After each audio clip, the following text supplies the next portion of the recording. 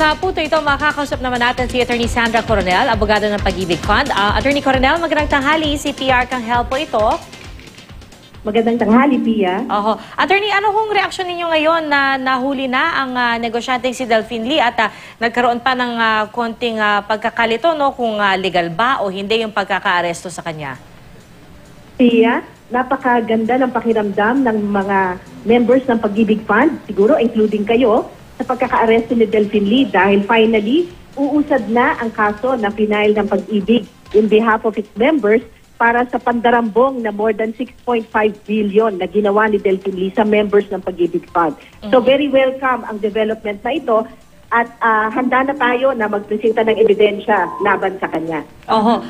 Kamusta ho yung pakikipag-ugnayan or pakikipagtulungan doon sa mga nabiktima doon sa itong umano'y scam na kinasasangkutan ni Ginoong Lee? Naku, Pia, alam mo, buong umaga na akong sinatawagan ng lahat ng mga victim. Gusto daw nilang makita si Delphine Lee at masiguradong nakakulong. Dahil sila ay handa ng mag-file, ilang taon nilang hinihintay ang pagkakataon na ito para mabindicate naman sila sa pagkakaloko sa kanila ni Delphine Lee at ng kanyang kasamahan. Kamusta po yung pakikipag-ugnayan po nila? Bilang isang grupo po ba or hiwa-hiwalay bilang mga individual yung kanilang pakikipag-ugnayan po sa inyo? Itong present na case na ito is a case na final ng Pag-ibig Fund dahil nagpautang ang Pag-ibig Fund sa mga borrowers ng Globe Asiatic na it turns out ay mga fake at saka mga fictitious, no? Pero merong ibang cases na nakasampa na rin laban kay Delphine Lee at sa kanyang mga kasamahan na ang mga nagsampa naman ay yung mga direct buyers niya. Ito naman yung mga buyers na nagbayad sa kanya directly.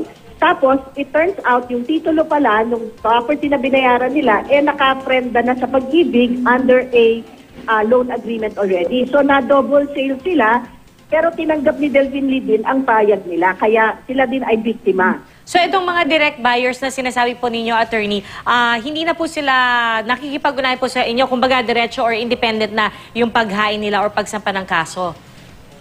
Bali, ang nangyari, sila ay nag-file ng mga reklamo sa NBI, tapos kinokolate ng NBI ito, at in tranches, pinafile nila sa Department of Justice. I think may 4 na set o 5 set na nakafile sa Department of Justice nitong mga series na mga direct buyers.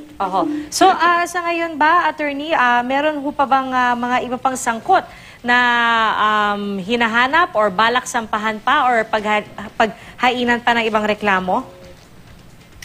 Alam mo, Pia, meron pang 4 na at large dito sa kaso na ito. So, we are hoping na ang PNP at ang NBI ay mahuhuli na rin ang 4 na to para talagang tuloy-tuloy na ang pagproseso ng kaso. Ang NBI naman ay tuloy-tuloy din na pagtanggap ng mga additional na mga nagrereklamo dahil merong mga OFW na ngayon lang na-realize na sila pala ay na-double sale din at sila ay nagsasampa rin unti-unti ng mga reklamo sa NBI.